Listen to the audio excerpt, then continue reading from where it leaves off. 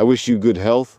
Today is December 12, 2025, and we have a review of the combat events on the Eastern Front, where the enemy is spreading disinformation and what our side is not telling. Watch in this video.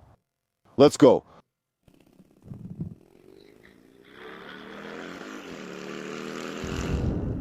Everyone is following the peace talks, the peace plan, and the chatter of the two-faced Trump. And with each passing day, more and more people realize that nothing will end quickly. It will end only when we completely drive the Russian occupier from our land.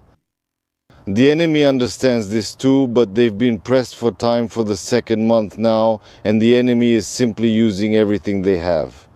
Yes, the situation is tough in the Pokrovsk and Zaporizhia directions, but people have stopped mentioning Kostiantynivka and the whole Kramatorsk agglomeration.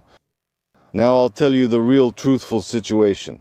The enemy is advancing in the areas of the settlements of Maiske, Markove and Novomarkove. The enemy hasn't entered these villages themselves, but for the second week in a row, they've been claiming that they've almost captured Virolubovka. Yes, the enemy has reached Virolubovka.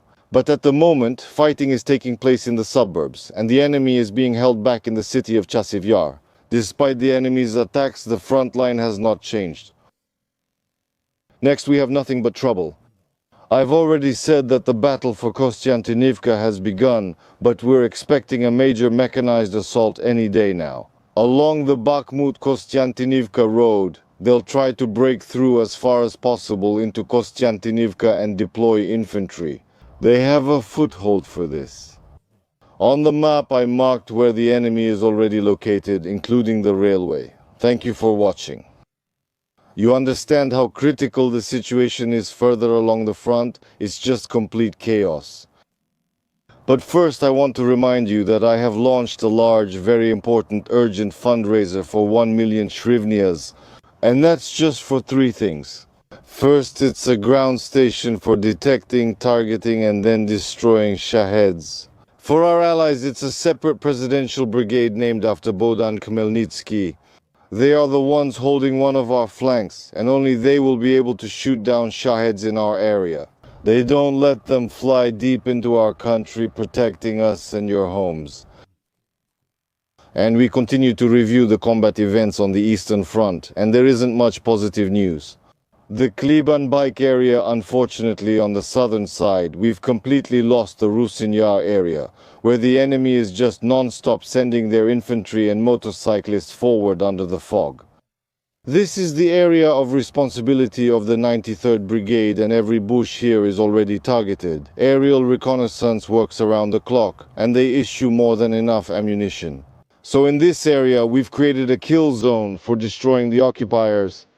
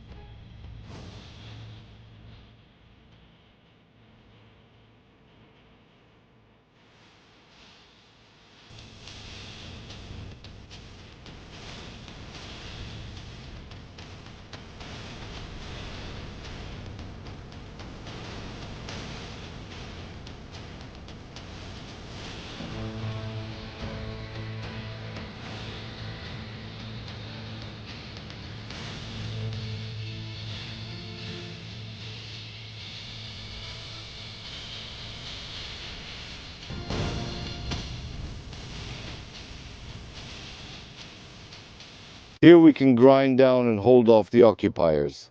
Here in the Dobropilsky direction, due to constant mechanized assaults and air parity, the enemy is advancing.